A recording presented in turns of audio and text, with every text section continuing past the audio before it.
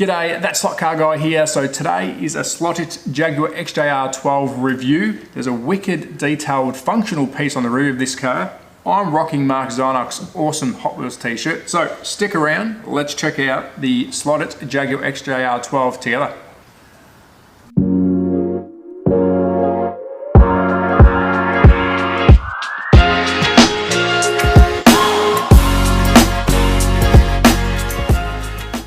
Alrighty, so let's have a walk and talk around the box itself. So there she is, the Jaguar XJR12 in the Castrol livery. We will take a closer look, but let's just have a scan around. Now this car is an analog car as it sits, but it can be fitted with an SSD Scalextric chip and or an oxygen digital chip. So this can be converted to digital. So as I said, it is right now an analog car. Now, why have I chosen this car? I love the cars of the 80s and the 90s. This looks sick. I love Castrol livery. So let's crack open the box. Let's have a look around the car in better detail. Then we'll crack it open and have a look on the internals. Alrighty, so I have removed the sleeve. So let's have a quick look at the oxygen and the SSD digital. If it wants to zoom in, might not. So there you go. That tells you where and what chip it is. And now let's have a look at the car itself. So if you've purchased this car, this is how you receive it. So it's a all four-side clear case with this nice molded car cover.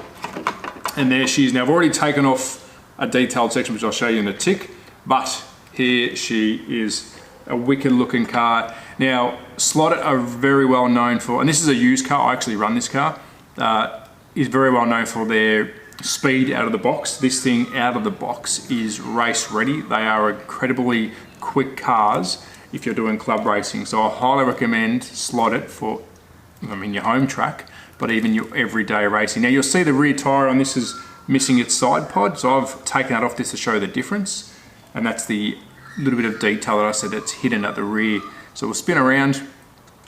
The shell itself is very well detailed, high quality. The Castrol livery looks incredible on it, and again the colours are pretty damn vibrant. So we'll go around to this side, and as you can see, I've got the rear pod on, so it's hiding the rear wheel, which I like how you can have this car displayed in two different ways, hence why I've got one on, one off, and I'll show you how we take that off in a tick.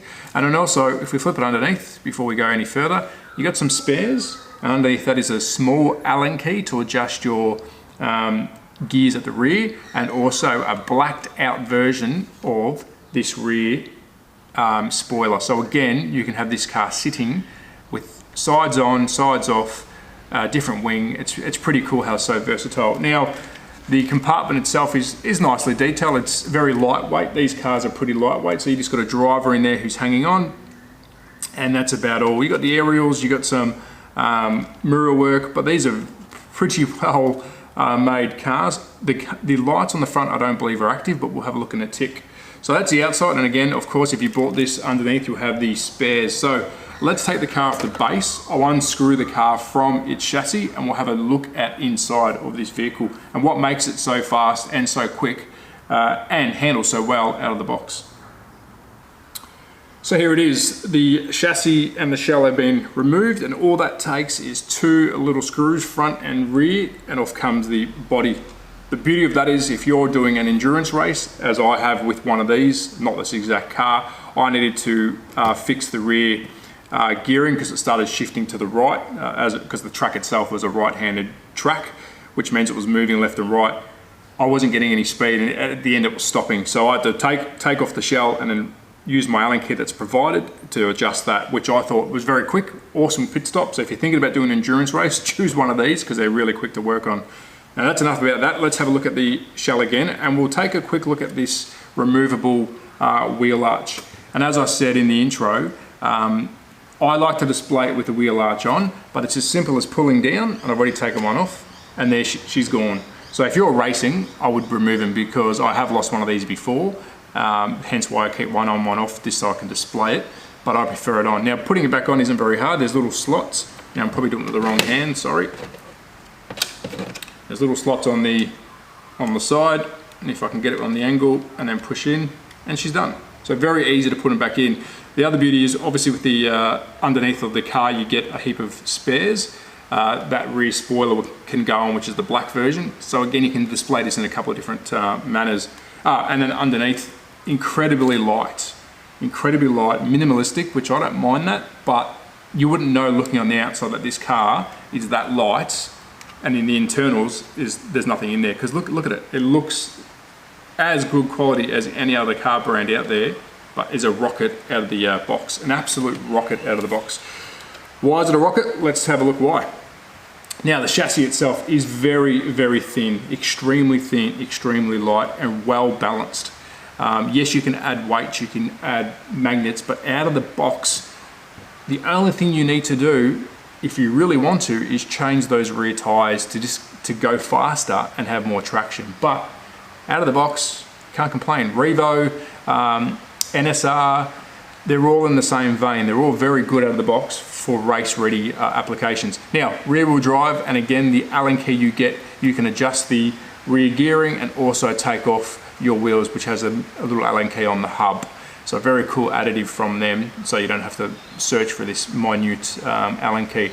Inline motor with a removable engine mount, and also you can put in a longer engine if you want to remove it and put in a bigger engine mount, so you can change the engine. And also as an angle winder, you can replace this and run it as an angle winder, which I think's, again, versatile, extremely versatile for a chassis. It's designed to do two different things.